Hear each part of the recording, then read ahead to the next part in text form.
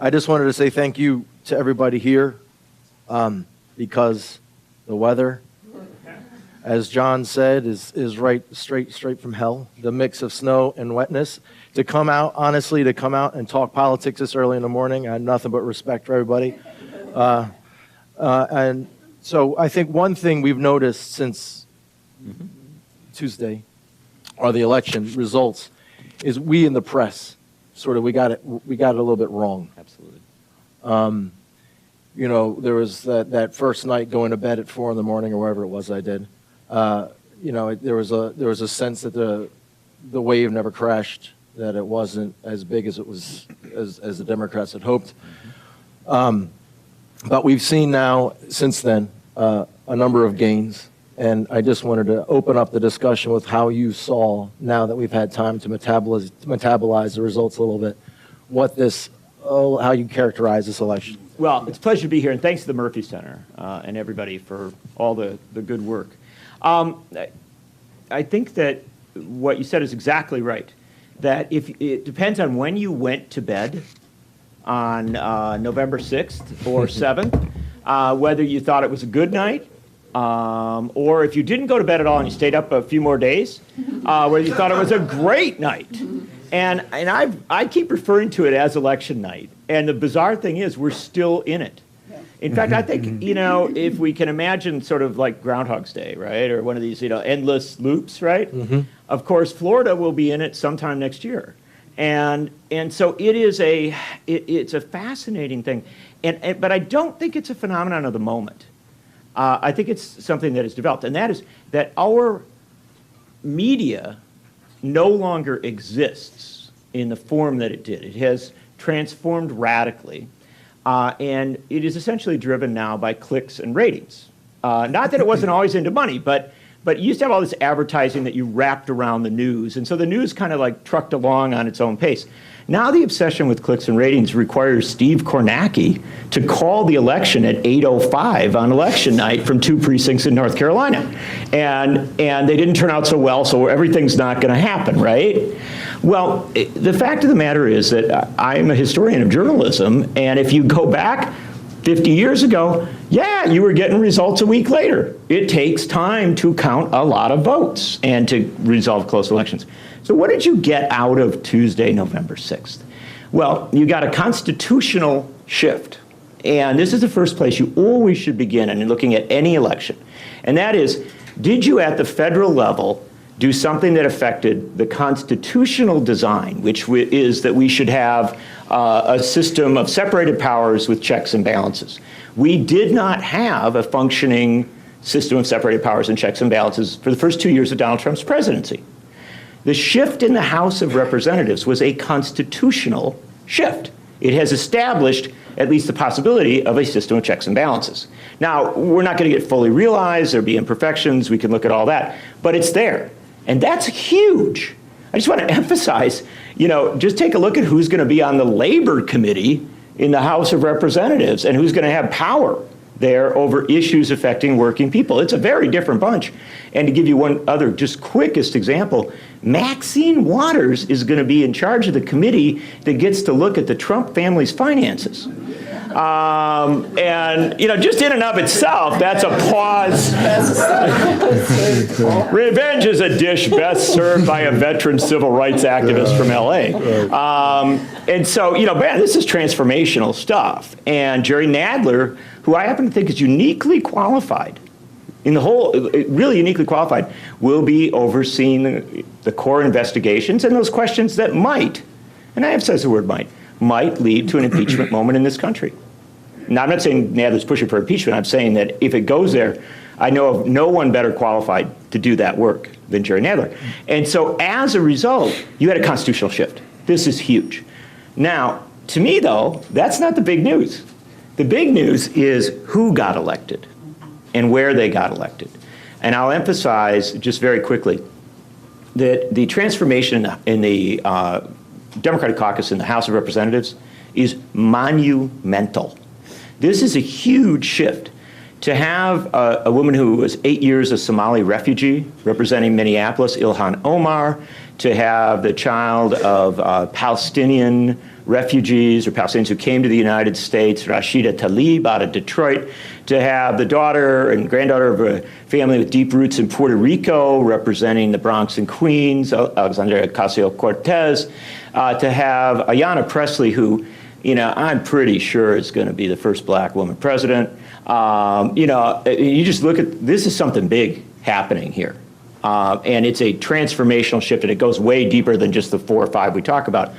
And we need to pause, take that in, and make sure that we do pay attention to them, right? Don't get lost in the macro. Keep an eye on the micro, if you will, of this shift. And Esther likes this, so I'll repeat it before I go too much farther into anything else, and to say that I think what we have experienced over the last couple years is the equivalent of what was happening in 1968, 1970, 1972. In that period, after Nixon became president, around the time that Nixon became president, after the Vietnam War, Civil Rights era, a lot of jarring things. A remarkable number of people came out of what was referred to as the New Left and got elected to Congress. If you can imagine, Ron Dellums, one of the greatest champions of labor, civil rights, anti-militarism, ever to sit in the Congress of the United States, was elected in 1970 on the same day that Bella Abzug was elected from New York City. 2 years earlier, Shirley Chisholm had come in. 2 years later, Liz Holtzman would beat Emanuel Seller in a primary.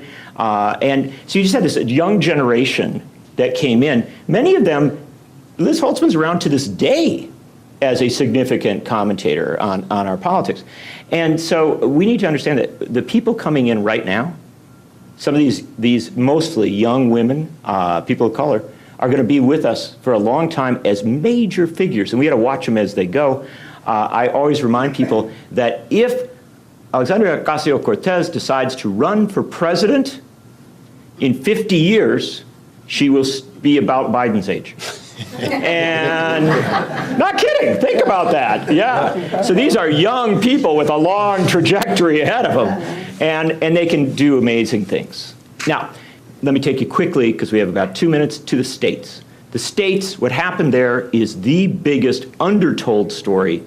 And this is huge because the forefront of the anti-labor push in this country, and I will go dig down into where we're sitting today, the forefront of the anti-labor push in this country over the last 8 years since the Republican wave of 2010 was in the states.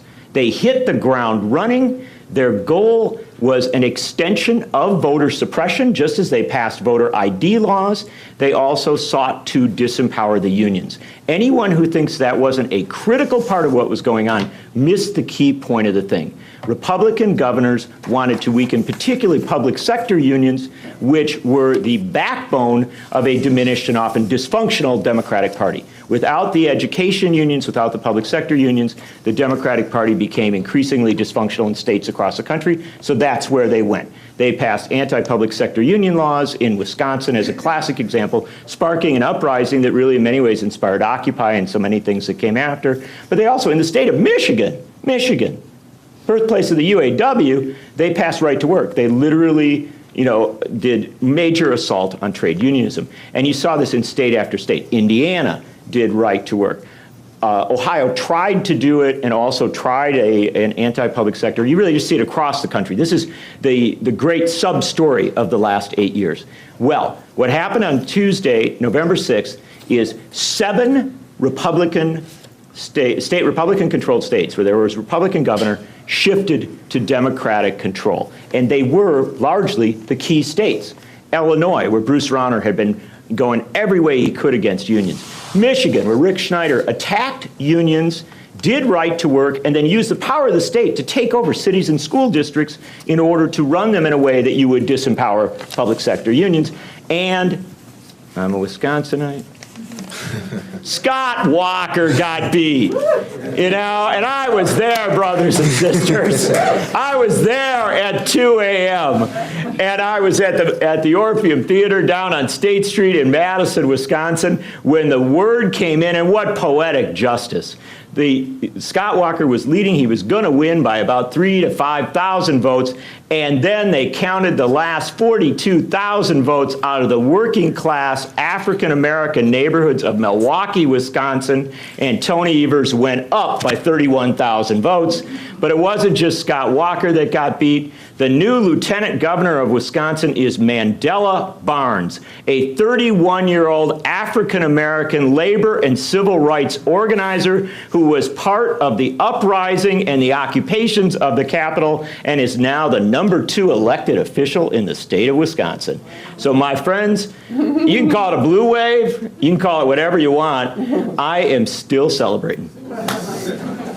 I think this is obviously so much exciting news out of this election, I have to say. It's been such a tough couple of years for progressives, and I think, there's an incredible sense of relief that, we're back in the game at least. There's some real traction, and I think this incredible bench is really exciting. I was thinking about this blue wave versus red wall thing, and I guess I decided I think it was a pink wave. That really what happened on this long election night was that women drove change in this country. I think that this Me Too movement is a massive social and political earthquake. I think women, the rage among women and the mobilization that's happened among women, the record number of women in Congress now, the record number of women out there mobilizing and door knocking, of course led by women of color, but even the disappointing intransigent white women that helped push Trump in 2 years ago, moved radically. I mean, a 10-point shift, I think, in where white women were just 2 years ago. And I think this is a really big deal, and I think it's an important thing for labor to think about, that all these gains that you talked about, those are due to women.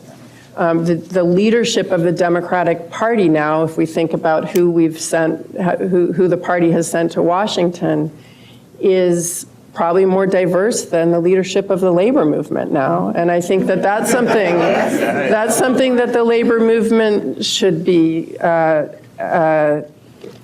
grappling with. We think of the labor movement as leading change in that way. At this point, it's actually lagging, that there's that the ability for an insurgency to take place within the staid Democratic Party is actually easier than within labor.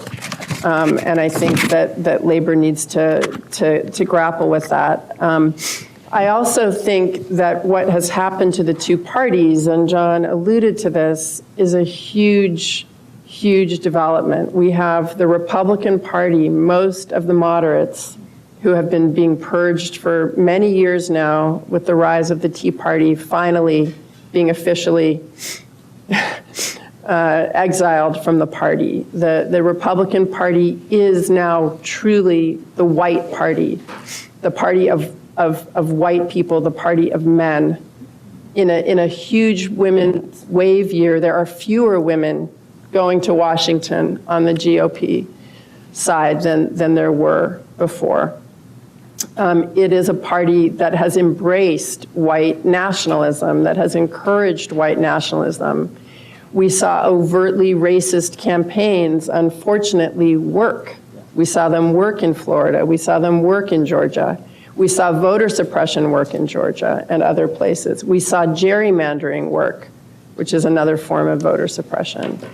So there's this incredible energy and wave on the Democratic side, and this incredible talent bench that is going to shape our politics for a long time to come. But I think we have to really also grapple with the moment that we're at in this country, where we have a major political party embracing overt racism in the most explicit way it has in a very long time. The dog whistles, the day of the dog whistles, are over. It's quaint to think back to those debates about welfare queens and so on. And the other thing I will say is that I don't think a lot of us knew how to take Trump's win in 2016. He lost the popular vote. He was not favored to win. There was unanimity that Clinton would win, so maybe a lot of those votes were protest votes. But we really see from this election that the base is solidly there for Trump's party. And, that's the challenge going forward, I think. And the last note I'll just say is that I think one of the things that's fascinating about the new Democratic Party coming in is that a lot of centrists were elected too in these very red districts. So we now have in the Democratic Party an incredibly ideologically diverse party. You have centrists that won in really important red districts that are very important to the future of the party, and you have openly anti-racist, socialist, feminist candidates whose energy is incredibly important to the future of the party, and they're going to be having this really vibrant conversation about what to push through Congress, how to tackle this really perilous and political moment that's also full of enormous opportunities. So I think it's a super exciting time. So, I want to start by just relating a story. I was on MSNBC some weeks ago. I think it was on Ari Melber, and one of the questions he asked me, the last question that he asked me was, so what do you think about our result? What do you think is going to happen? This was a couple of days, Saturday before Election Day. So what do you think is going to happen? I said, we'll take back the House. Not so sure about the Senate. Plus or minus whatever number I said. And he said, well, you had some people on before you came on saying that you should never give an actual number. You should never predict and just say, yeah, we'll win, but we won't. You don't say by how much or whatever. And I said, well, and I didn't even think about it much, but I said, we should never undermine, I never understood the wisdom of undermining your own aspirations. And why I think it was a throwaway line for me. I kind of made it up at the off the top of my head. But I realized ultimately why that was important to say, because for a very long time, I'd been talking openly about what I thought was a great strategy that the Democrats had going into the midterm elections. But all of a sudden, we kept hearing blue wave, blue wave, blue wave, blue wave. And it's kind of that concept of infinite regress. We'd come to accept it, but didn't know where it actually started. But everybody just started talking about blue wave. But I remember that before the blue wave, we talked a lot about resistance, which was very much maligned very early on. And I think combined with, to bring in the things that both of you have been saying, the resistance showed up on November 6th. And it was not just protests in terms of people being out on the street holding signage. It was in the youth and diversity of the candidates that the party put up. And frankly, it was also candidates that that decided to run regardless of what the party said. And that was important as well. What was striking to me is that, and based on what you said about history, I may be a little younger. I'm sorry if I dated you or me, but I may be a little younger. So my reference point for where we are in history is Jesse Jackson. So in 84 and 88, I'm a young kid, in school, and I see Jesse on TV at the Democratic National Convention, 84 and 88, saying this party has to open up. It has to be much more diverse. And for a young man, a young African-American man, a child of Jamaican immigrants, to see this man on TV pushing the party, this big Democratic Party, to be more inclusive was incredibly stirring for someone like me. So my reference point is that, realizing that it was 88, him winning in 88 in New York enabled David Dinkins to become mayor. And I remember being a freshman at Cornell. We didn't have internet in those days. So there was this news ribbon in the student union, and it said that David Dinkins had won and become the first African-American mayor of the city of New York. I walked into that dining hall with a Latino friend of mine. We were both freshmen.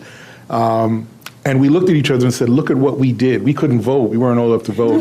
But it was like, look at what we did, because there was this big sense of community and passion around this changing party that we had seen Jesse talk about a couple of years and then the year before that. So to me, what this blue wave does represent is perhaps the realization of his dream in 84 and 88, in part, but also a continuation or the manifestation of the coalition that Obama put together in 08. And that's actually important, because I feel that after that coalition came together in 08, it quickly dissipated. How's that post-racial thing going? But it quickly dissipated. And the concern had been for me, would that ever be reconstituted, and who would actually be the person or persons to do that? And it turns out they didn't have to be a leader. It was done from the ground up. And that is extraordinarily important. The state houses that had been flipped were also incredibly important, because when we talk to people, when I talk to students, and a couple are in the room, and I hope they've heard me say this, I think I've said it several times, that while House, Senate, and Senate races are very sexy, presidential races are very sexy, most of your day-to-day lives are affected by what happens in state houses. But we don't get the kind of turnout we would normally get on a presidential year. We had record-breaking turnout in this midterm election, record-breaking, more than 50 years worth of records broken, shattered by this thing. So to flip those state houses is incredibly important, especially because during the Obama years, Democrats lost almost 1,000 seats nationally.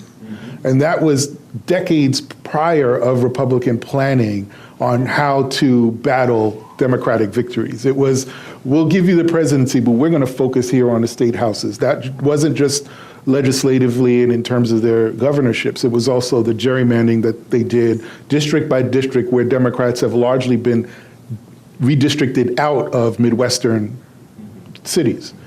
And so the chipping away at that was incredibly important. And the messaging that has come out of it. When Tom Perez came into the Democratic Party, people had their concerns about him. But one of the messages that came out of it was that the party should be about being a party of social and economic justice. And I think that has been one of the key messages that's come out of this particular election cycle. So when I look around the country, one of the ways that that's sort of being operationalized was in the way in which the IDC in this state was toppled. And how important was that? When I was running the party, I was the former ED of the state party here in New York, and the Progressive Caucus was in the party, had been constantly pushing it to take a stronger stand, and there were concerns about where the governor was on that. But to see the IDC toppled, and resoundingly, says a lot about where we are, not just as a state, but as a party within the state. And it gives Andrea Stewart-Cousins, the first African-American woman to be the majority leader of the state Senate. I mean, that's phenomenal. So the reported sort of 3 men in the room, 2 of them are African-American and one's a woman, actually, which I think should bring New York back to the progressive beacon that it has always been. I look at what happened in Florida. What is underreported is that on the ballot in Florida on Election Day was a measure to restore voting rights to 1.5 million formerly incarcerated. My God, if they were able to vote that day, right, we would have had a phenomenally different election. But that also, something similar also happened under Terry McAuliffe in Virginia before he left office. Not nearly as many, but you're seeing this movement of voting rights being restored. And I bet you half, if not all of them, are going to vote in the next election because of the how important that is to them. So we're seeing the party actually take on this challenge of being this party, my party, of social and economic justice. I do have a couple of cautionary notes, though. I couldn't do this. I couldn't say it's all great news. It is, a lot of it. But I do have some cautionary points. One, I am a little worried that the coalition that has brought us to this point is still somewhat tenuous, which means we need to keep the fight going. We need to be just as vigilant because number one, we're not in a presidential year, so Trump wasn't on the ballot. And we have to prepare for when we will be, assuming he runs for re-election, but I assume he will, and he may not have a primary challenger, who knows? But when he's on the ticket, how is that going to affect turnout? And that is independent of Democratic turnout. How is it going to embolden, if at all, Republicans to come out and vote? So we have to be mindful of that. The related point is that not every Trump supporter was in Charlottesville. Not everyone stands behind him in a rally. There are people we work with. There are people that we live next to. And I remember in 2016, for a good chunk of that year, if people supported Trump, they would never say it publicly, right? It was always very kind of quiet. They'd sort of nod when you said something to them and smile. But I remember about a month, 2 months before the general election, I was at a dinner, and I heard a number of older white women talking about how unfair it was that he was being challenged. Remember, he made some comment about the Second Amendment, and they thought his treatment in the media was unfair. They were saying, you know, what are we going to do about these immigrants? That's a big problem. And I was shocked as I'm saying, okay, I'm in New York. I know I'm in a little bit of a bubble, but still, to hear it and to hear it close to the election, I said, you know, there is this vote that's out there that we're not being mindful of that I think is going to come back and bite us, and it absolutely did.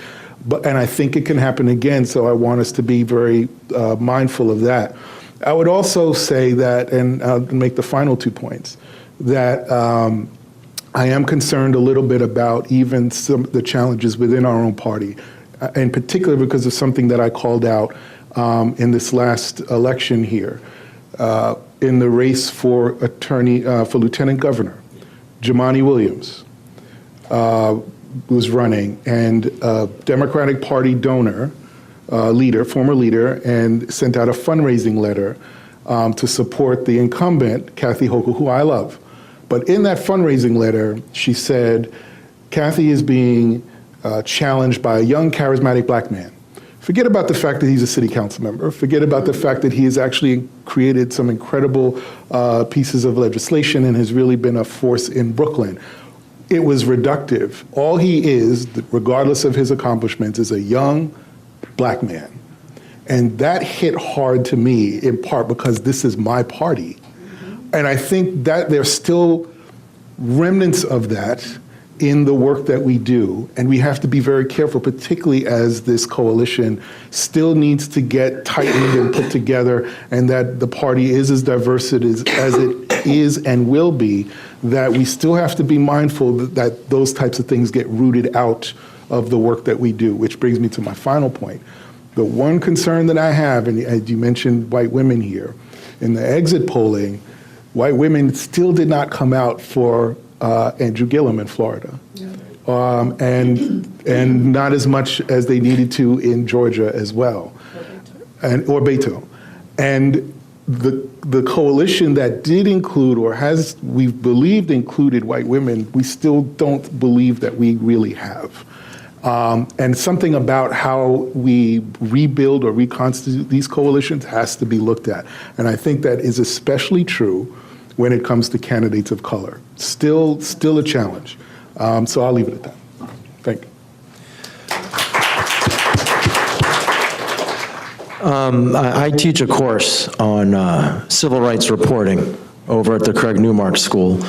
And in the lead up to the midterms, we're obviously looking at the messaging coming from Trump, the White House, and Republicans. And, you know, between his nationalist speech and his nods to anti-Semitism, not just before the shooting in Pittsburgh, but after the shooting in Pittsburgh, it became clear that he wasn't talking about the economy, job growth, unemployment, but he made this a singularly cultural campaign.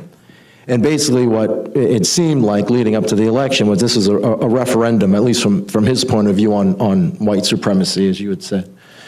And I guess this is a two-part question. It goes more, one, on how do we cover this as reporters, this striking moment in history where, as you said, the dog whistles, we can all hear them now. It's an overt appeal. But secondly, when I was talking to my students, when they came in, they were very upset. And part of the reason they're upset, you know, this is a CUNY school, so it's not like these are Trump voters who are upset about the House being lost, these are progressive kids, but they looked at what they had seen in the lead up to this, and the Democrats' response to them was healthcare, expand Medicaid, and here we are having this almost cataclysmic ideological battle, and it seemed like they were angry that 96% of the budget went to, hey guys, listen, you're not going to lose your Obamacare. And I guess that leads to the second part of the question, which is there seems to be in the celebratory moment a sense that this coalition's strong, that even if it wasn't for gerrymandering, it would have been an even more devastating win for the Democrats. But it seems that might be concealing that there might be a split between young people and people of color who might be getting more disenchanted. I was just wondering to turn both those questions over to you guys.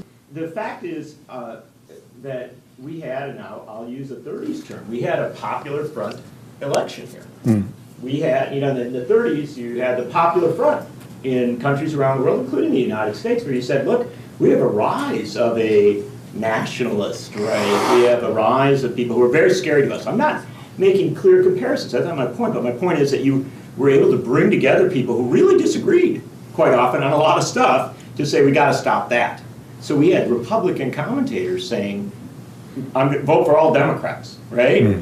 Now, to hold that together is, yes, unbelievably hard. And it gets to some of the things that you were talking about, that you have people within, should I just go to this guy? Yeah. Okay. You got people in that coalition who do not necessarily agree with one another. And what I can offer you is a couple of things that are important to take out of this as lessons. Number one, you have to learn not to let Donald Trump write the entire narrative, right? This is a huge deal. You are correct that Donald Trump wanted to make this election about something. If you allow him to write the entire narrative, to define the whole thing, and all you're doing is responding to him, you may yet win, because what he's saying is so noxious, so off-putting, that you may pull your popular front together against that language in that moment. But you have to be careful, because you're not holding up another North Star. You're not saying, here is why we want to beat him. And so if the moment gets especially difficult, like the economy starts to go down, things get rougher, and what you're saying is, well, Trump's a bad guy, right? But you're not saying, here's how we want to get out of this broader, tougher situation. If Trump then comes in with his narrative, there are dangers there. So the ongoing dangers are real. I'll offer you just a quick example of something that I saw out in the upper Midwest, on these Great Lakes states, where you had this tremendous shift back, which people did not think was going to happen. They were literally pundits right up to the eve of the election saying, some of these states really have become, they've become Republican states. It's not going to change. In Illinois, Michigan, and Wisconsin, all states that had Republican governors who were anti-labor, who were bad on a host of issues that go into the cultural area at times, especially immigration rights, a host of other things. You had these governors. Their nominees were nominated against them. In each case, the nominee for governor was not the most progressive or exciting candidate in the primary. I covered all three primaries. The most progressive and exciting candidate, the intersectional younger woman, person of color, was defeated, right? And the nominee in Michigan, it was a woman. In Wisconsin and Illinois, it was a white man, actually of a certain age, right? Kind of somewhat older guy. Here's where it got interesting. In Michigan, Illinois, and Wisconsin, the new lieutenant governors, the running mates of those governors, are all African Americans. And two young African American men, both of activist traditions, and then in Illinois, a woman who's a long history of working on criminal justice reform. And so this is a very important thing, where it would have fallen apart, where you might still have, things might have gone bad, is if that person at the top of the ticket had not been influenced by what has happened over the last several years, and said, I'm the gubernatorial candidate, you go to downstate. They send a running mate away, and we've seen that 1,000 times in politics. That it's all about this. In each case, they didn't do it. In each case, they attached fully to their running mate, and they brought these people into the mix. And so Mandela Barnes in Wisconsin, 31-year-old activist, was opening up every event. On election night, when they declared victory, it was Mandela Barnes who came to that microphone. And you heard that thunderous cheer that went through that room. And this is something that I would say is at the heart of this thing. No matter who your nominee is, no matter who's at the top, they must understand that they are no longer individual politicians. They are coalition politicians. They are part of something, and they have to pull it together. If they do, they will win. If they don't, Wisconsin was decided by 31,000 votes. I promise you that if Mandela Barnes had not been put front and center, brought right into the mix of that campaign, if Sarah Godlewski, the 34-year-old woman running for state treasurer, hadn't been put front and center in every rally, if Josh Call, the former federal prosecutor who gave up being a federal prosecutor and became a voting rights lawyer, literally fighting voting rights lawyers, and was deep-rooted in labor, hadn't been put front and center. They traveled together. That ticket wouldn't have made it. This is what I'm telling you. I'll tell you this without a question. And so what the Democratic Party has to learn is they've got to get beyond this individualized thing. I know we have young, charismatic candidates, right? That'll happen. But this thing of linking it together can create, dare I say, an intersectional ticket. And this concept of an intersectional politics, if that gets in, then you can hold these coalitions together. But it's deep-rooted in the respect for the people that are on your ticket. I saw it play out in places where it wasn't supposed to work. It worked. And I promise you that as you go forward, if there's one lesson I would give to everybody who is running for president in 2020, it is take a look, study these things closely, because the 3 states where Donald Trump is said to have won the presidency are Pennsylvania, Wisconsin, and Michigan. Those 3 states all practiced the kind of politics I'm talking about this year. And in every major race in all 3 of those states, the Democrats won every office. They won all the statewide offices.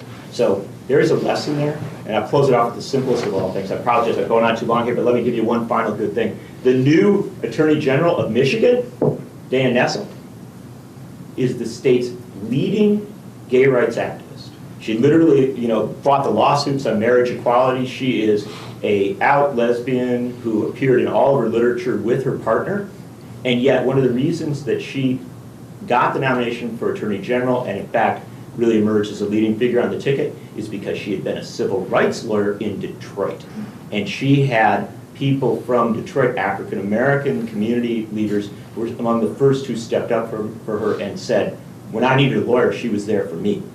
And so this notion of intersectionality, which Kimberly Crenshaw has given us, is hugely significant, and we ought to really draw deeply into our understanding of what the next politics has to be. Because when you do that, it's amazing what can be accomplished in relatively short order. This is actually something that I wrestle with a little bit, because while I do think everything, I agree with what you're saying. I do wonder if the trying to link all of these races together and nationalizing them, how much that, whether or not that works. I'm not sure these were nationalized. I think they were. I agree. I know what you're. I think you're going the right place. Yeah. They were at least brought together as a statewide whole. Yes, absolutely. That's right. Because one of the things that I think made this particular election very successful is because a lot of, not only did the party say, we're going to let you run where you are, some people actually ran against the party in that they were running against Nancy Pelosi, because a lot of the folks that were elected said, we're not going to support her for speaker. Now, we'll see how that turns out, because once they get there, it's another story. But at least in their running these races, they were saying, we're not going to be supportive of her. They've already sent a letter, and we'll see how that turns out. But I find it, but it's interesting, because I think if you look at the Georgia race, was that Ossoff, if I remember correctly, Ossoff, right? That race was hugely nationalized, and it did not work. But you had Connor Lamb successful in Pennsylvania. You had Ayanna Pressley, who's phenomenal, but she wasn't sort of part of what I think the narrative had been about the party, at least in the media, of the party swinging so far to the left. But she did not represent that. She was a fairly moderate candidate running in a district that was John F. Kennedy's old district and won handily. And then we flipped the seat in Staten Island. Whoever thought that would happen? Staten Island, you know, that place over in the way around the right. Right. Did he ever mention once that he was a Democrat? And that, I saw probably about 1,000 of his ads, and it seemed like he lived in a country where there were no parties. Well, no, but that's interesting. But it's phenomenal about how he ran, because in some ways the media likened him to Trump in some ways in terms of just style, but he didn't really mention the president at all. He ran a very, very local race. And Antonio Delgado in the Hudson Valley in New York, New York 19, who beat Faso. What's interesting about those races that I mentioned is that a lot of them may have talked about Trump. I mean, Rose probably did at some point, but they sort of downplayed whether or not, and didn't get into the rhetoric about whether or not they would, how they felt about Trump. They just really focused on their district. When you compare that to the governor who ran against Trump and not any of his opponents in the primary and the general. So that's why I think for some of these, for these House races, and they're not the Senate races, but certainly the House races, it was really, really important for these candidates to just think and act locally, and how important that was. And then I think that's why you get sort of the diversity as well, because if you let the party sort of make these recruitment decisions and so on, you're not going to get what we got. And that's why, I know you guys, and that's why I think it was so very important to have these very local races. And there was the other point that I wanted to raise about the Staten Island seat and several others around the country. I caution that we sometimes assume that people don't like what Trump is doing.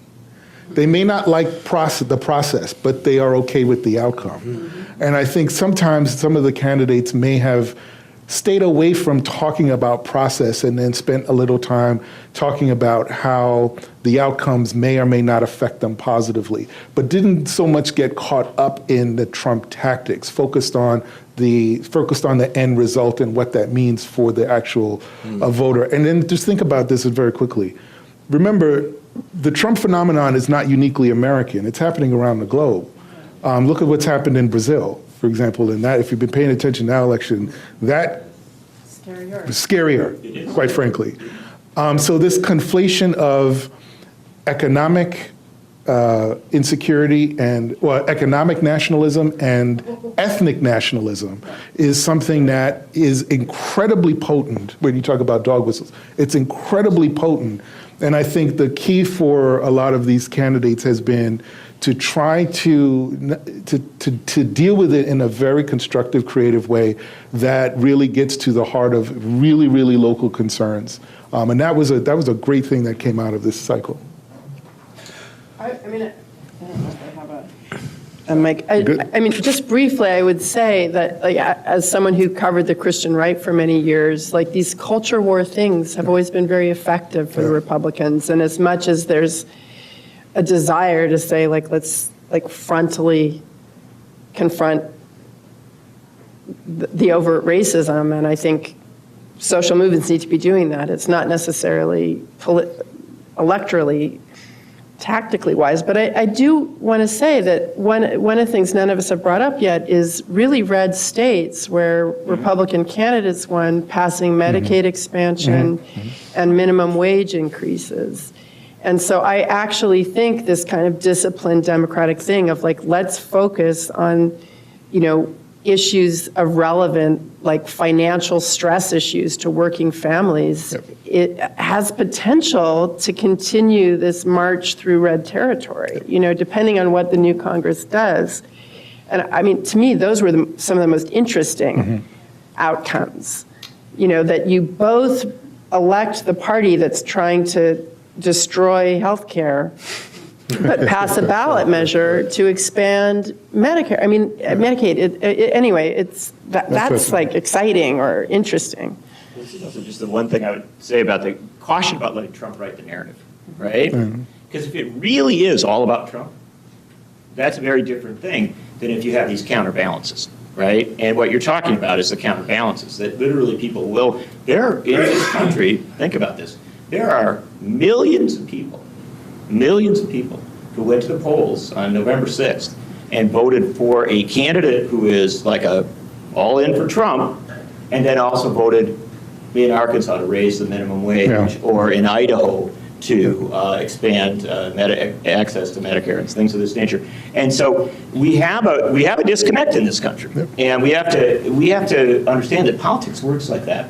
And I just do one final element coming off all this discussion we've had. I think what you're saying about the congressional races and letting it happen on the ground is incredibly important.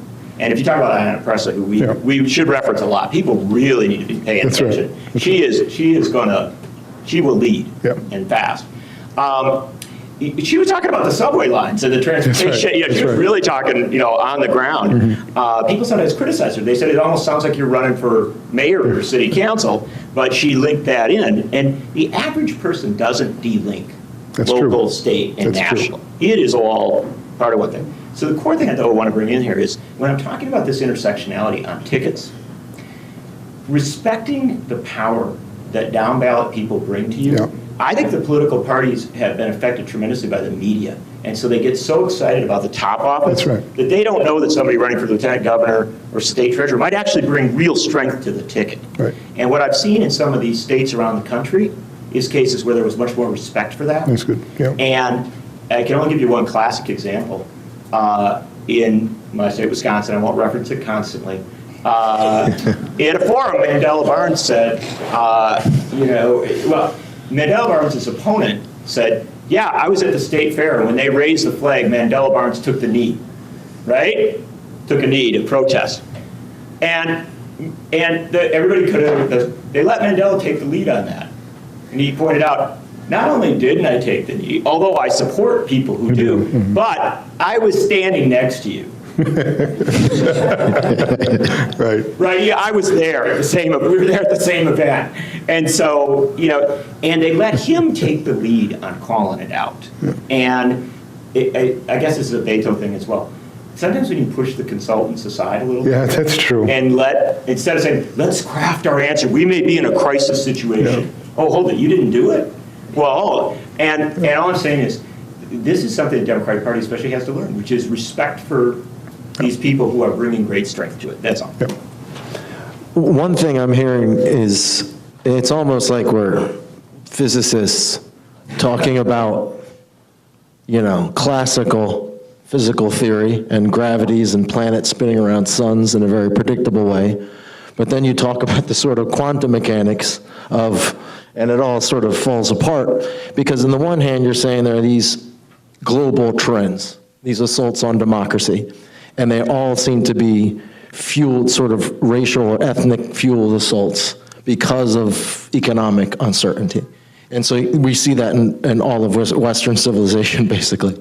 And then you'd say, well, but all politics is local, still. And so how do we, I guess, in the media, on the one hand, try to cover these issues in a way that knits those things together in some meaningful way? Or are we just stuck sort of dealing with the policy rut? Because at some point, the gerrymandering, which has always been sort of a narrow political issue, or the expansion of Medicaid, which is a narrow political issue when we go to cover it, is really tied to all this. I mean, Georgia and Florida have, 2 million, I think, people who don't have the Medicaid expansion because of overtly run racial campaigns, right? So how do we somehow cross this barrier? Because obviously there's an instinct out there. I think Nicholas Kristof wrote the column saying, don't talk about authoritarianism, don't talk about autocracy, keep it local, make it sensible, don't do that, it just gets the other side more revved up, but then it doesn't mean it's not happening. So I don't know, how do we cross that barrier with these issues that both seem acutely local and also part of this trend affecting all of democracy? I'm not a media person per se. Like I don't write. I just comment on things. Sure, you read one or two. I just like one on TV. But what was always fascinating to me, just about all the years that I've done television, before, I've done MSNBC and CNN 1,000 times, but there was a time I did Fox a lot too. Not anymore. I haven't done it in a while. Not since 2016, quite frankly. But there was a time I would do it, and I know what I was going to get into once I got there. I knew that, like I expected it. But what's really interesting about the way, and there was a study done, and what's really interesting about the way they approach media, the delivering to their audience, they have a very, very, very specific audience, very specific, that's aging.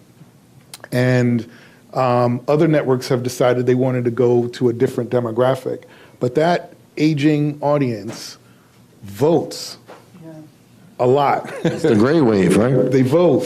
And if you notice, I don't know if anyone's done, if you've seen these studies, but the way they actually present news is very interesting in the sense that it may not be with in a narrative or in a way that I find to be particularly objective, but whatever it is that they're doing is consistent, it is constant, and it's woven through every story they tell. And what's interesting is interestingly enough, they don't focus as much attention as you think on sort of big picture presidential politics. They go to the local person and they speak to that person about what they're experiencing. But even if that voter can't really articulate what the policy, and even if they're wrong on it, they still sort of mention it. The example I'm giving is this. I remember one person that they interviewed, a family that was having problems paying their medical bills, and she railed against Obamacare, and then said, we can't get covered for pre-existing conditions. Well, the Affordable Care Act does that, but she hated Obamacare, right? But the way that the narrative is written and the constancy of it and the repetition is what really gets hammered home. So you have people that end up voting against their own interests, which is horrible. But that was the trend. The Affordable Care Act helped more people in red states than anywhere else, but these are folks that voted against their own interests. On other networks, the challenge that I think folks have is trying to determine sort of what I say is what's the cutoff. And what I mean by that is, fast forward from the story I just gave to 2016, every network covered Trump's rallies in their entirety almost. Mm-hmm. So if you were looking at it, you didn't think that there were any other people running on the right. And what that did was it normalized over time what he was doing and saying.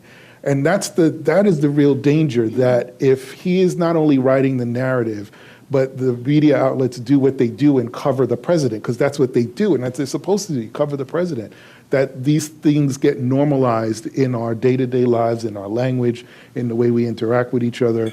That is what's scary, but I don't know how that gets broken. Let me offer a notion. I think our media system is in complete crisis, total meltdown. And it isn't the fault of an individual, it's structural. And the result is that we've lost local daily newspapers as a meaningful force. That newsroom of, 50 people in some, medium-sized city going out and covering it. And you have a couple political reporters there, you got people covering all this other stuff.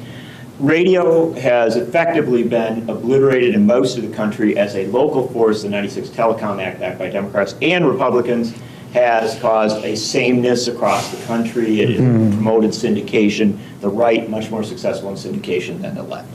And then television, this bifurcation, this decision that the major broadcast outlets, which now obviously come to you largely through cable and other systems, they're going to be entertainment. They're going to have some desert island that 8 people are on trying to fight their way off, right? And then they'll have the weather, at 11 o'clock. And then all the politics shoved over to cable, right? This is not a functional system for communicating about politics or democracy or life.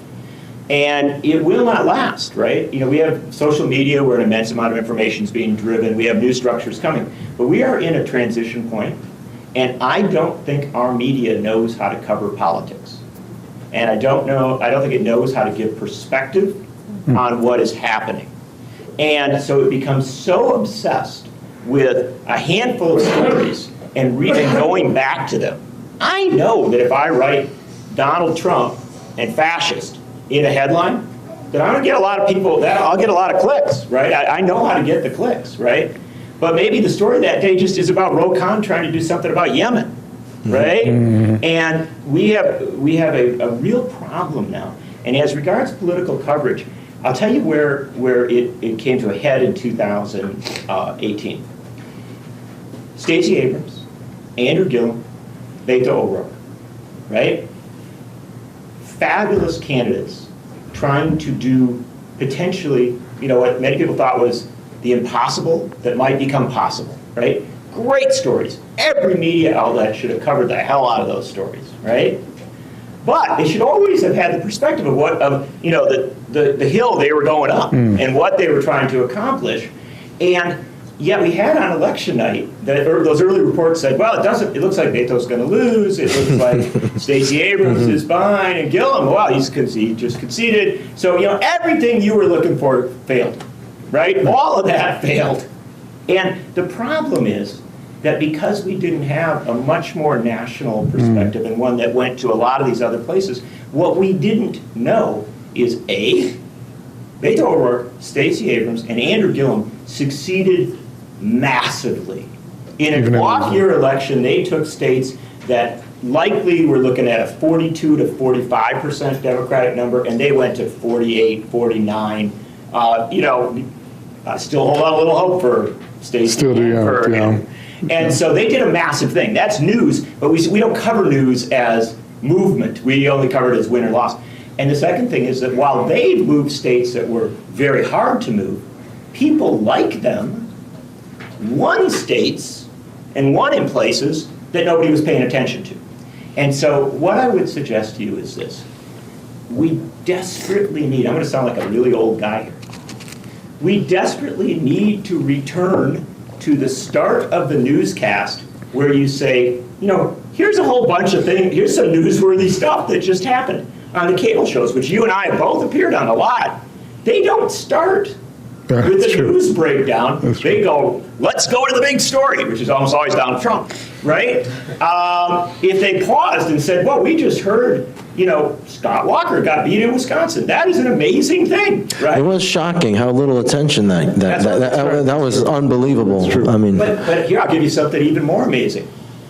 Kansas. Right. Kansas just elected a Democratic governor, and it sent a lesbian Native American to Congress, and elected in Iowa. Iowa just sent, Alexandria Ocasio-Cortez is one of the 2 youngest women ever elected to Congress. The other's from Dubuque. Yeah. And so all I'm saying is, if we slow it down a little bit and look more broadly, to do what, frankly, used to be what a news publication, a news show thought it was its job, we suddenly start to get a much different perspective on all this. And so that's all. It's a long answer, but I think at the heart of it is that we can get there. We probably will get there. I genuinely have hope. But we are not there now. And the moment we are in is uniquely exploitable by someone like Donald Trump, who sees the media as a dumb beast. And if he puts the bowl of gruel out every morning in the form of a tweet, that dumb beast will keep returning to it again and again and again. And that's what I mean about not letting him write the narrative on everything. Because if he does, he will control it. Well, as long as the gruel is free, we reporters are very happy to go lap it up. I just want to come back to your kind of question about rising global fascism and all that. Obviously, globalization, wealth polarization, downward mobility, these are extremely serious questions, and they're extremely serious questions for the labor movement to tackle. And I think that, it's interesting if you look at the white women's vote, that a lot of the movement was in college-educated white women, and non-college educated white women stayed with Trump. And I think, like, we have to take seriously the economic insecurity, downward mobility, and the politics of resentment that comes with that. That also relates to white supremacy. And there's an idea of, like, we aren't supposed to live like this, you know, and I mean the white we. And I think there's something deeply meaningful and satisfying for many people to have someone articulating that resentment. And they are getting something out of it. It is deeply satisfying. They go to those, like, rallies, or they watch. It's like he is speaking the frustrations I feel every day about this loss of status. It's finally. And right. parts of that are super legitimate. They're really, I mean, the yawning wealth divide and the downward mobility and precarious labor are serious issues we need to confront. Trump has successfully mixed them in this stew of racial resentment and resentment of immigrants that's extremely dangerous, but without a different version of addressing that from labor, from the new Democratic Party, that can take the parts of that legitimately need to be addressed and separate them from these extremely dangerous global tendencies, right? Like, and that has to do with reporting. If you think about the 150,000 articles after the 2016 election about the white working class, none of which really got into these questions. Right. Such a lost opportunity. So, you know, it sounds like, you know, confronting fascism with, like, healthcare, which was the Pelosi thing, sounds absurd in a way, but in a way it's like, well, that's like, go for it. The bread and butter stuff that is creating the economic insecurity, and try to frame it, like, put a wedge between that and the fascist, anti-immigrant, racist, you know, populism that Trump is offering. I mean, it seems to me that whether it's journalistic coverage or political organizing, like, that's the kind of challenge, is Right. separating those threads. Right. And we should never be afraid to use the word fascism. See, I think this is one of the important parts of this. I think people actually want to have discussions about where we're at. Now, if you just say we're already all the way into fascism, right, an awful lot of people are going to react and say, no, I don't see that, you know, and that's our. But if you say, if you give some historical perspective and you say, look, you know, when you have times of tremendous turbulence, and if you look at other countries around the world, and you know, we are seeing things happen here that ought to concern us deeply. Mm-hmm. And one of the important things is that after World War II, at the end of World War II, there were people in this country who said, you know, look, if we don't maintain the New Deal in the United States, if we don't fully keep trying to solve big problems on a regular basis, if the Democratic Party simply becomes a managerial party, mm-hmm. right? They want power to manage what's already been created, not to take it the next step, to address issues of race and gender and all of the challenges that have to be addressed, right? Right at the end of World War II, in this post-war moment, right? If we don't address healthcare for all, if we don't go big, right? Then you run the risk of creating an opening where people will come in and exploit differences, just like all the stuff that we fought against. People said that then, and they lost. They lost the fight. The Democratic Party became a managerial party. And I think one of the things that 2018 gave us, not in every case, but in some very key races across this country, is a rising generation of people who said, I don't want to be managerial anymore. I want to change a whole bunch of things. And I actually think that is the counter to Trump. And that is the counter to... That's the resistance. Yeah, it is to say, yeah, Trump, he's offering this big picture that's wrong. We want to offer you something big that's right, and to have that debate. And that can take you deep down into local issues, but it can also intersect with all the national issues as well. Okay, I'm going to be managerial for a moment. I just wanted a quick shout out to the Affordable Care Act, which has proven to be a resilient piece of legislation, has it not? I just had to say that. Yeah. Amazing. It has. Thank you for that. This has been fantastic. We're going to continue the conversation, but we want to unleash the participation of the audience, especially specifically questions from the audience. So please raise your hand if you have a question. We're actually going to get started with some questions that folks submitted online. That we're trying this new thing. So I'm. Got to stay in bed, warm. Well, actually, no. This is from people here because we didn't give the people at home this info, the login info. But okay, two questions I'm going to combine regarding policies. What impact will these elections have on, and I guess the folks, the progressives especially, have been elected, what impact will it have on advancing Medicare for all or single-payer health care? And then the other tie-in policy question is, given Democrats' ties to the fossil fuel industry, what are prospects for a timely transition to renewable energy, considering it would need major public investment? So that's the policy question. And then the other one regarding voting practices. The midterm election outcomes have placed a huge light on voting practices. What do we need to do to prepare for a clean election in 2020? So while you guys chew on that and discuss, we'll go around to the audience and get questions. So we'll just quickly, and so we can get to everybody's questions. You've already seen some movement on our election process. It was horrible in New York. It was horrible across the country. We don't, for good reason and perhaps bad, we don't have a standardized national voting way to vote. But we try. After the problems in 2000, we did a little better. We still have a long way to go. The truth is that I think it is one of the biggest sort of challenges for us going forward to enfranchise more people. I think the fact that New York does not have early voting and we don't have automatic registration and such, I think is just, that is incredible. But I do think that with a new Democratic Senate, we have an opportunity, at least in New York, to move in that direction. So I'm happy and confident about that. And what was the other question? Healthcare. There are already some conversations in New York about single-payer healthcare. There's going to be a phenomenal amount of resistance to that. You can expect it. But those conversations, I think, are actually already happening. And the truth is that since the Affordable Care Act passed, I think nationally we've been having a more robust conversation about what the next step is. So again, I'm confident about that, but all of that is really dependent upon how strong our coalition is that got us to 2018, and whether or not we can hold for the next few years and do this legislatively. I'll give you one quick example on Medicare for All.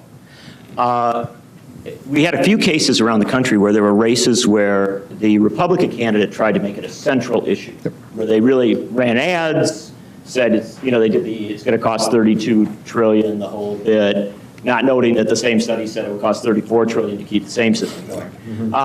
And so we saw this fight play out. I'll give you the example of Cammie Baldwin in Wisconsin, a co-sponsor of Bernie Sanders' bill, attacked throughout the campaign on it.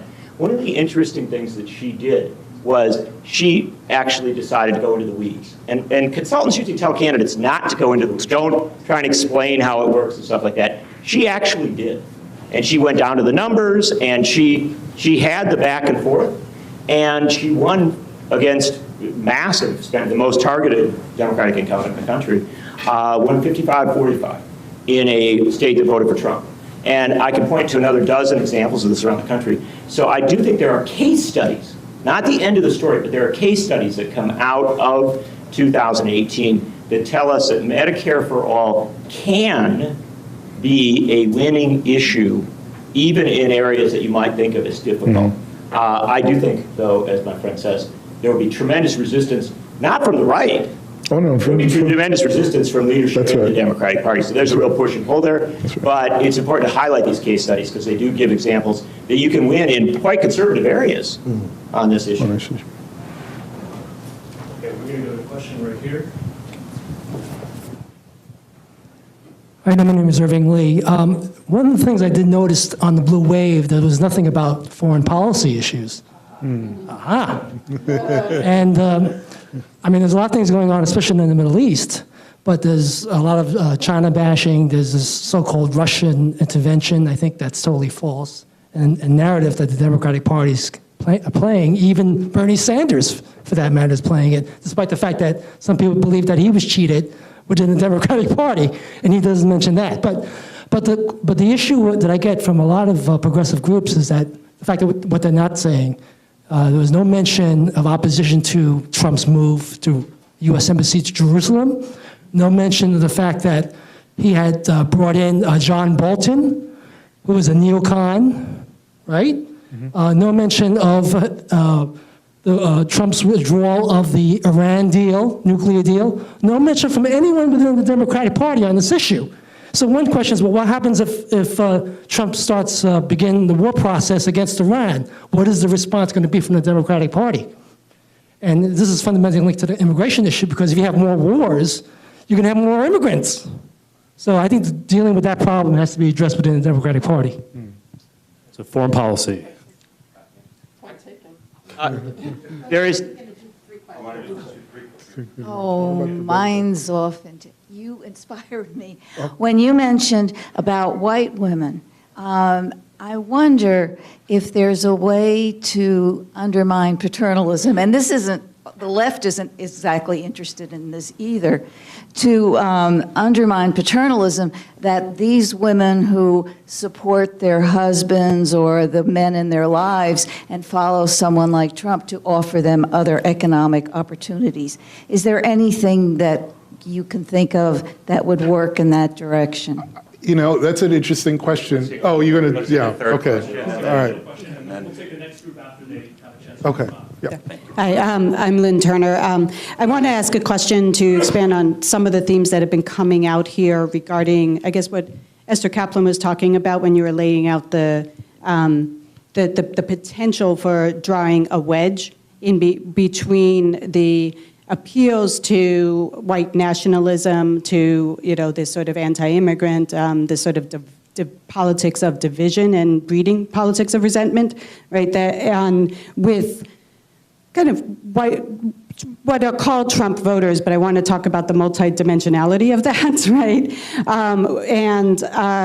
And the strategy of then also acknowledging the economic anxiety, even if it's a loss of status, it's also a loss of real, you know, like material circumstances, particularly when they look at their kids, right? So what are people seeing as, one, the relative importance looking towards the 2020 elections, and the potential for, you know, what's the strategy for really peeling off those voters, and what's going to be, is that something that is likely to happen within the Democratic Party in terms of looking towards, you know, a working class, and in this case it's particularly white working class, because it's not an issue with people of color who are working class, but to try to focus politics that, and messaging to try to, you know, build more within those communities, or is it more going to be about how do we kind of maintain and build on what we have in the sort of suburban vote? Well, so we can talk about get to the three questions now. On your question, it is incredibly important to me. I wish I had an answer. I thought Hillary would be the answer. But I want to relate a story that my students have heard that I thought was fascinating and still think it is, and incredibly telling. When she ran in 2000, one of the biggest voting blocks that weren't supportive were suburban white women. And when we talked also about sort of some of the uniform workers, whether it's firefighters, police officers, but some of the sort of white males that weren't supportive of her, suburban white males, one of the things that I thought was incredibly fascinating and telling, when one was asked, this working class white male, about why he did not support Hillary, he said, and I'm not really paraphrasing here, he said, "She is what we would want our daughters to be, but not our wives." Now, there is no campaign that can undo that. That is intergenerational, and that I don't know what campaign can undo that. I think it's just over time, with women calling out their peers, perhaps, or running and winning, that will undo that. I wish I had an answer. I don't. One of the most shocking things that I found during her campaign was that women in my age group, educated, would be raving angry when I would say I was supporting her. They would be like spitting mad. I spoke to women that were just like, how could you? How could you? And I'm not. And let me also be clear. It's not just white women. There were African Americans that said, I just don't like her. I just don't like her. And I go back to this point about infinite regress. Why don't you like her? Well, I don't really know. I just don't like her. That's not a good enough answer, but it was their answer, and it motivated them to, helped them make the decision to not come out and vote for her. Having worked for her, it's still sad to this day, given who she is. And I understand you talk about consultants, and I think some of people's backlash to her was a part backlash to that. And so it's profound. It was incredibly disheartening. But I think sometimes, and I'm saying this not specifically about women, but to all of us, just as a word of sort of advice to all of us, again, sometimes we get in the way of ourselves way too many times, way too often. And sometimes we have to put some things away and say, you know what, this person really does have our best interest in mind. We're not going to like everybody, but sometimes we project so much on our politicians. And I think there were some people that were even afraid of her ambitions. And that, I don't know if a singular campaign can undo that or break that apart. Can I just throw in one of the most interesting data points for me when I was looking at the demographics and stuff on voting? I found this from Pew. So the gender divide overall is women were 59% Democratic. But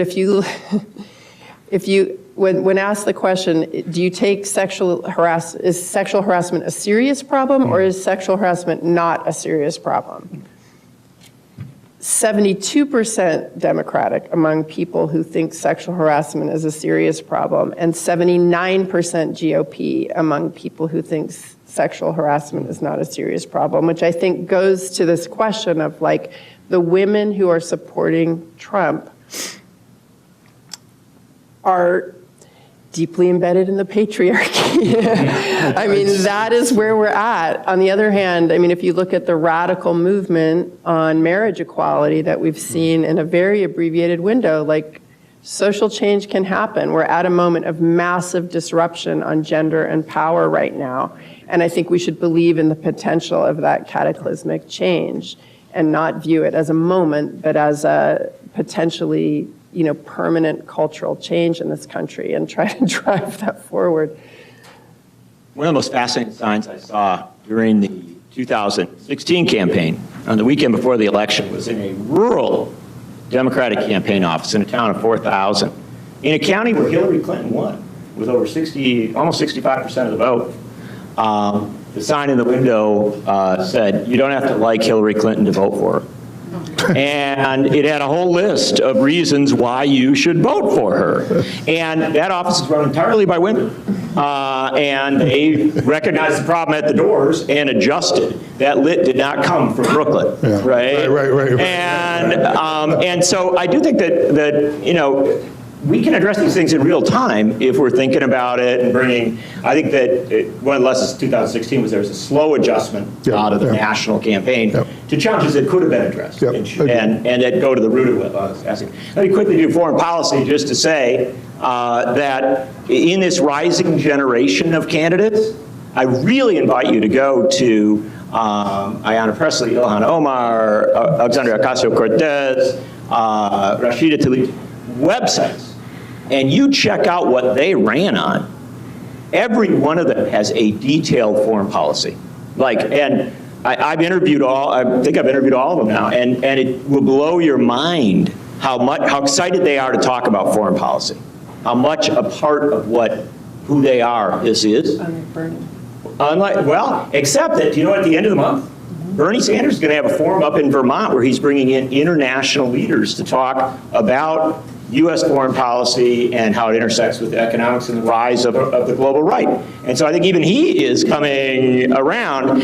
And so what I am suggesting is that there's a rising force and a demand. One of the challenges in the Democratic Party is that the Democratic Party, bizarrely enough, it's now almost 50 years. They continue to be haunted by George McGovern. They keep saying, they're like, oh, well, George McGovern tried to link wars and militarism and all this spending, the same way Eisenhower did, to domestic challenges, and that didn't work, and so we'll never do it again. And what I would suggest to you is this rising generation wasn't alive when George McGovern was running. And so as a result, they are reasserting in a different time. And it is very exciting to see where they're coming from. And the issue, every issue you brought up, you will find referenced in their comments and in stuff they're talking about. So that's number one. Quickly, also, our friend here asked about, how do we get to these deeper issues of, resentment and challenge? One of the things the Democratic Party, and again, it's not a forum on the Democratic Party, but it is a forum on an election we just had. One of the things that the Democratic Party has failed miserably to understand is the moment in which we live. We are 30 years into a globalization revolution. We are 20 years into a digital revolution. We are 10 years into an automation revolution. These are the equivalents of the Industrial Revolution. They are changing everything about our lives. This is not just a white working class thing. People across the board are jarred by the change in their life. It is radical and it is demanding. We communicate differently. We are going to work differently. And Donald Trump's answer to that is a brilliant answer. Go back. Right? Make America great again. This is scary. Let's flee, right? And it brings all the cultural stuff together with all the economic stuff. It brings it all together. Until the Democratic Party says, not say like I said, but what I just said, 30 years into globalization, 20 years into digital, 10 years into automation, changing everything about your life. And here's what we want to do in this circumstance. Here are answers that we have. Donald Trump is going to have immense power to control the narrative, and we will just be debating with him about how far back to go. When in fact, our argument ought to be, yeah, he wants to go back, we want to go forward, and this country has never, ever done the right thing when it's gone backward. Right? Mm-hmm. So that's the way to get deeper into those discussions. It isn't about targeting a group. It is about having real answers for the whole country that start to make sense to people. And I will tell you, at the heart of that, in an economy where people do not have stable jobs, do not have the traditional work, single-payer Medicare for all health care is going to be a very attractive answer, more attractive than it's ever been. That's right. You had a question back there. Thank you. I think we covered more or less everything that's in the room, so to speak. But there's an expression about the elephant in the room. And my feeling is that there's a herd of elephants in the room. You covered the fact that the Republicans have been doing this, planning this for 40 years. And everything came home to roost. The Romans said, divide and conquer. Mm-hmm. Okay. So a couple of the elephants that I see. One, we talk about almost in the sense of how many angels can fit on the head of a pin in terms of analyzing all the votes and this, The fact is that close to 90 million Americans who are eligible to vote didn't vote. So we're talking about a smaller percentage of a smaller percentage. Climate change. California is burning. And, the basic thing is we are our worst enemy. We constantly vote against things that are beneficial to ourselves. So my question is, how do you address this basic question that I've been working on for a long time, the fact that most of the people don't vote. So is it a fair election system to begin with? We're going to do three. Are we doing three in a row? Okay. Sir. Good morning. Morning. You mentioned a problem in the media, and the gentleman up front mentioned climate change. The media is not reporting the whole truth. California is burning. But in 1969, there was a nuclear accident that's right there in that area. It's a nuclear site that's basically covered up and is being heated up by that. It's a plutonium, it was a plutonium arms depot that's right in that area that they're talking about with the campsite. They're not reporting the truth, okay?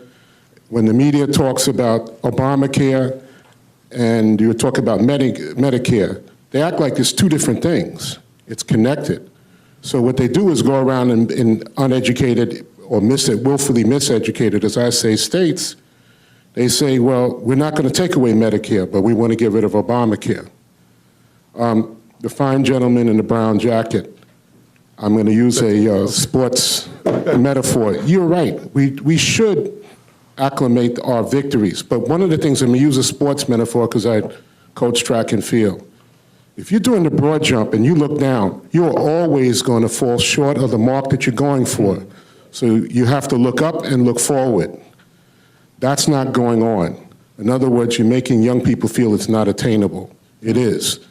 And don't leave out Kim. He beat the terrorism word in New York. They ran against the fact that he was supporting Mumia Abu Jamal, a cop killer, you know, they say a cop killer, which he wasn't. Untrue. It never goes like that. And in reference to white women, well, 2 white women gave us Kavanaugh. Amy Goodman praised these 2 white senators, and they were just like plantation slave owners' wives. They know where their husband was the night before, and they came on the balcony and spoke good about him the next morning, even though they caught him coming through the window. Wow. That's what's going on, and we have to basically put people in power. If it's a white woman, yeah, we need a progressive white woman in there, okay? That's what needs to happen, and re-educate all those who are suffering from post-traumatic slave owners' wives syndrome, because too often they went along with the slave owners and said that that was a great practice, okay? The other, I'm gonna leave with this. In this country, we have, BMW has the largest assembly plant in the world. The physical building takes up the space of Valley Stream and Hempstead combined. That's the size of the building. In a state that's basically a right-to-work state, which holds other 3 assembly plants. Maybe we need to talk to the white workers there who are voting against their interests and say, hey, do you want to wind up like Harley Davidson? Because Trump never gave those people he helped get fired with the tariffs a job. I mean, we really need to have unions organized on that. And in Florida, don't let the Batista Cuban be the voice of the Latinos. If you look at the blue area on the map of what the election is, there's a gray area in the middle of the blue area.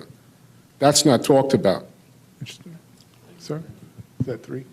No, that's not 3. That's 2.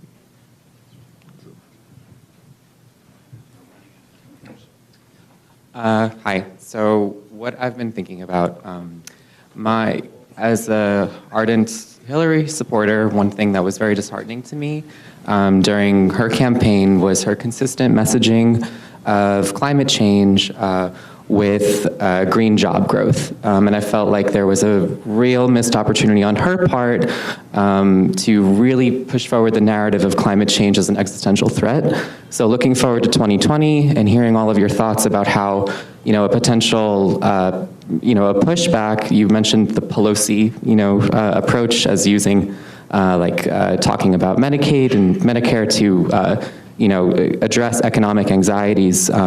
Looking forward to 2020, how much do we need to focus as climate change as an opportunity for economic growth, or really talk about, you know, whether economic growth is even a good thing, or how, you know, how should this problem be addressed? And, but yeah. One thing that I would say to your question and to your question partly, of the 5,000 or so articles I read to prepare to have this discussion today, the one quote that really stands out to me was a Wyoming voter who voted for Trump who said, "I don't believe anything that he says is true, but I trust him." Or it was, don't take him literally, take him figuratively. They didn't take him literally. And so, yeah.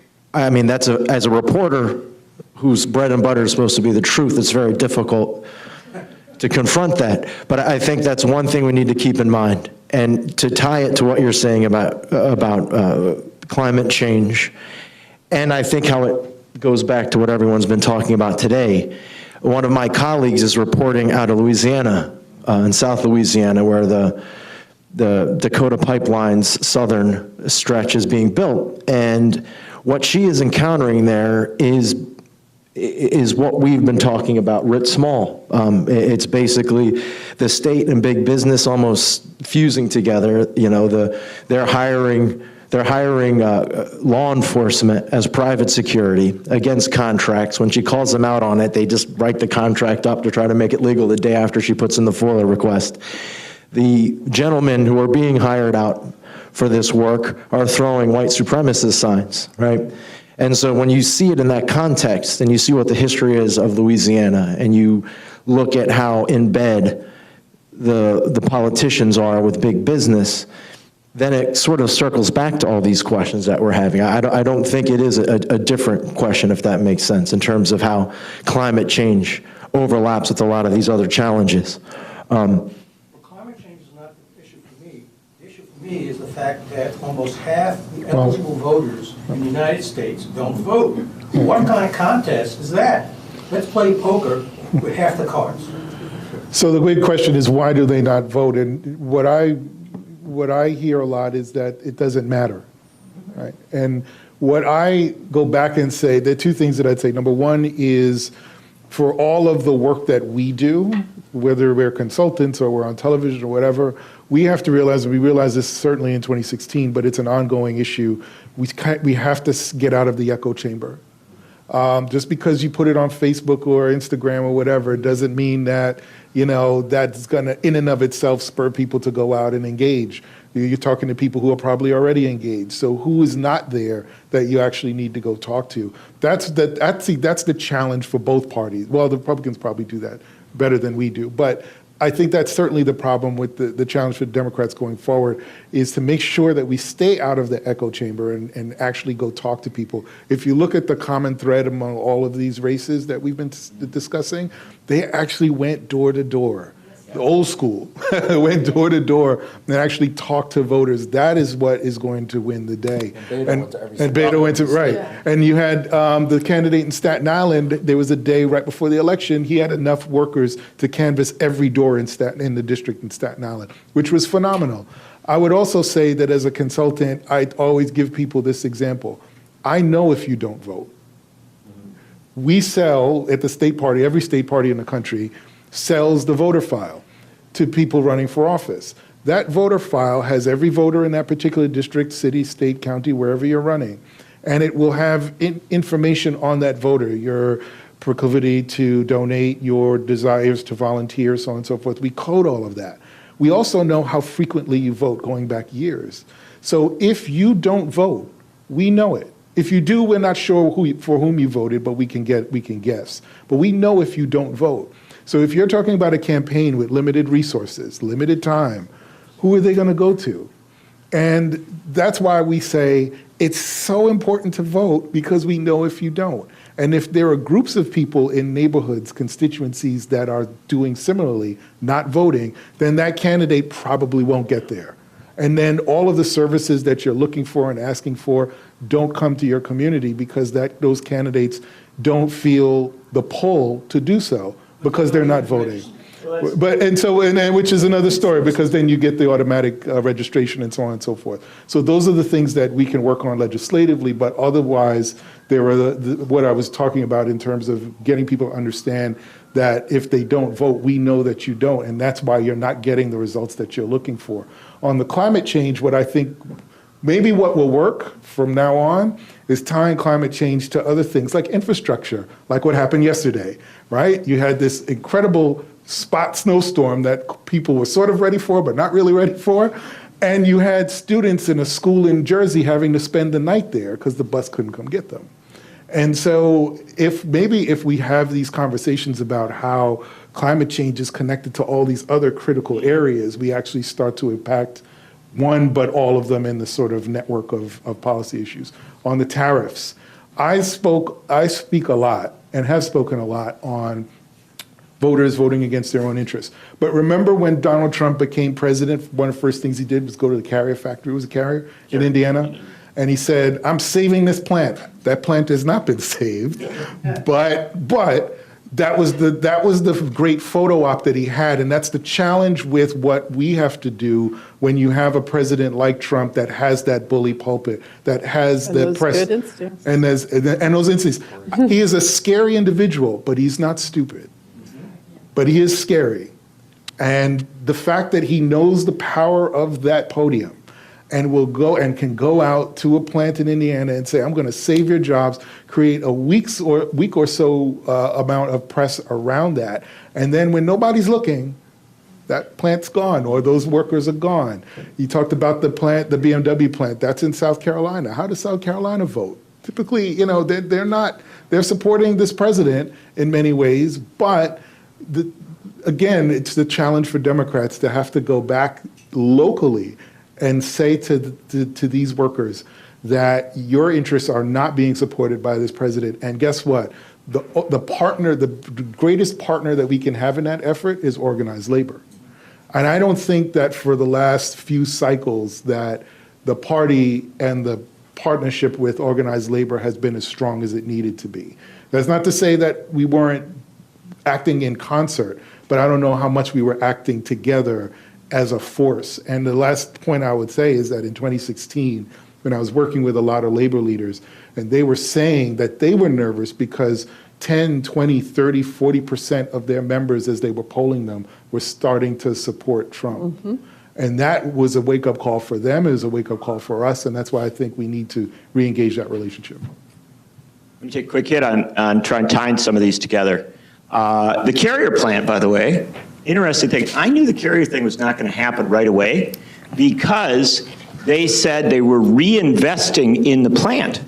Now, anybody who knows about economic development knows that reinvesting in the plant sounds great, right? Job loss. No, reinvesting in the plant in the 21st century means you're automating the plant. That's right. And so the fact of the matter is their investment went to automation. That's right. They saved the plant, but not the jobs. And this is what I mean about it, an era of globalization, digital revolution, automation revolution. We need to learn to talk about these things in a radically different way, or we're going to get, our media is going to get gamed at every time. Well, he went and saved the plant. So number one, understand the inner dynamics. Now let's get to your voting thing here, because this is a big deal. How ungrateful are you, man? We just had the highest turnout in a midterm in 50 years. Now, you're exactly right. But one thing that this election cycle just taught us is that when it matters, when people can clearly feel it matters, you can boost turnout tremendously. And there were places around this country that were getting to 70, 80, 90% levels of turnout in this election cycle where you had intense elections. Now, why are there some places where it still so underperforms? Yeah. Because gerrymandering and issues like that are real. There are people who know that even if it's a big deal election, even if they've marched against Trump, that they live in a place where the hill is so high to climb that they literally practically say to themselves, well, if it's snowy, I'm just not going to make the run, you know? And so we need to address structural realities that drive people away from voting. And one of the biggest structures that drives people away from voting is television advertising, campaign ads on TV, 90% of which say don't vote for someone, right? If you see enough ads saying don't vote for someone, you may just decide not to vote for anyone. So campaign finance reform and gerrymandering deeply tied to these fundamental questions. Now, final element on this, as regards what we're talking about here. I think we are in a moment where we're about to see a steady uptick in voter participation in this country. I think it's going to get bigger. The country in the world that has the highest voter participation is Belgium. Belgium is almost evenly divided between two language groups that don't necessarily like each other. They all come to vote, right? Because if they underperform, as you're suggesting, that might tip the balance one way or the other. That's right. And so it's bizarre, but they get 93% turnout because everybody knows you don't miss an election, right? I think the urgency of the moment we are in has tremendous potential to make voting a much more necessary and engaged thing. Our job is to make the connection for people about those who try to suppress the vote. And this is a big deal. In 1 week, in the start of October 2018, in Georgia, Kemp, the Secretary of State there, announced he's going to put up 53,000 names on hold. These are likely voters, overwhelmingly African American. Same week in Kansas, Chris Kobach, the Secretary of State out there running for governor, in Kansas, they announced they're moving the single polling place in the overwhelmingly Latino community of Dodge City 1 mile out of town, where it's a mile from the closest bus line. And then the same week, the Supreme Court comes in and backs up North Dakota's rewrite of its voter ID law so that people who don't have an address on their license can't vote, and Native Americans don't have addresses often, not always, but often, on their licenses. So here we see this situation where in 1 week, you've got disqualification of African Americans, disqualification, disenfranchisement of Latinos, and disqualification, disenfranchisement of Native Americans, all coming together. We need to talk about this in a fundamental way and pull it together so that it gets, again, we keep using the word intersectionality, it gets to this point where you hear the word voter suppression, no matter where you're coming from, you realize you're a part of it, because it's coming for you. And that is incredibly empowering, because people like to go vote if somebody doesn't want them to vote. Final thing, I'm telling you, final thing connected to our friend who raises this. The one thing I don't like is the term Green New Deal. I'll tell you why. I want a New Deal. I want the whole thing. And the fact of the matter is that when you say, oh, we're going to do a Green New Deal and it's going to be good for jobs, I 100% support it. I'm a huge fan of it. But the fact of the matter is that you're not doing it in the way that works. The Democratic Party let go of the New Deal in 1944 when it refused to nominate Henry Wallace as its vice presidential candidate. It is as simple as that. And for 75 years, the Democratic Party has avoided the concept of a universal answer to the economic and social challenges facing the country, including overwhelming challenges. The Depression was a big challenge. Climate change is a big challenge. The answer in this moment is to force the Democratic Party to campaign once more as a genuine New Deal party. Not the old issues, a whole set of new issues, but it's such a big thing that it actually draws people and excites people in an overall sense. And if you get climate change, you get automation, you get all these things addressed as a whole, and you know what will happen? You will come up and sit in the front row next to this guy at the next session. Because what you will find is that when the Democratic Party is actually talking about a New Deal, something that is sweeping and overwhelming, boy, people will know that they have to come vote. And so this is that'd be my core. If I could just a footnote to that. The original New Deal purposefully excluded African Americans, people of color. And so the New Deal really has to incorporate those communities, and which ties to your point about working class. We spend a lot of time chopping it up: working class, white working class, black working class, suburban, not really working class, but sort of could be poor, missing a paycheck, whatever. Like it has to be a much more inclusive New Deal if we're really going to have a conversation. Got to have a little bit of Roosevelt, a little bit of, amazingly enough, Eisenhower. Because weirdly enough, Eisenhower was the guy who actually said, I'm going to keep the New Deal going, but I actually kind of want to bring more people into it. Was a Republican. Yeah. And so you're exactly right. But my point is, that notice how we light up and we start getting excited, how we want to make it into something more. The fact of the matter is that if the Democratic Party continues to be a managerial party, whether Donald Trump beats them or the next variation on Donald Trump, somebody's going to come along and keep beating him. This is a fundamental message for the Democratic Party coming out of 2018. Where I saw victories that mattered and where I saw massive progress, it was where people decided not to be managerial. They'd actually go big, aspirational. And when I came into small towns in Texas, I was covering the election out there, I'd come into a town of 20,000, I'd park my car. You know this, my friend, because you have gone to smaller cities, right? When there's an election, and it's like, where's the headquarters? Where's the action, right? Yeah. It's always the case. So I go into these small towns in Texas, I park my car within 10 minutes, within 5 minutes, I found a Beto O'Rourke pop-up office. He had told people, you open an office in your house if there isn't an office in your town.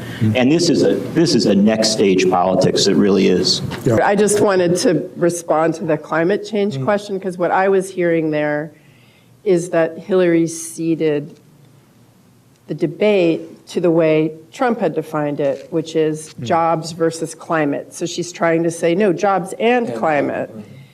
But, so I guess the question is, like, is there a way to reframe that debate? One of the things that I'm excited about with the new Congress is the investigations that will unfold, and not just Trump-Russia, but corporations selling our future, or elected officials selling our future to corporations to enhance their bottom line. And that's what we have with the giveaway of federal lands to pipelines. It's what we have with the dismantling of environmental regulations, the abandonment of the Paris Climate Accord. I do think that there's another way to tackle this issue that gets into what I think is a bipartisan resentment of overweening corporate power, politicians being bought and sold by corporations, something as cataclysmic as the future of our globe being sold to like increase profits for the likes of Exxon. And that is a way to change the debate. And I mean, I think that is a real thing. That is, all these green jobs proposals, as great as they are, and as much as labor supports them and everything, are keeping it in a very comfortable Republican space, where it's a debate over climate and versus jobs. And I think what you were saying was like, let's own that space in a different way. And I just want to say, I think there's some possibilities. That's a great point. Well, I just want to thank all three of you for coming out, and thank everybody here for joining us.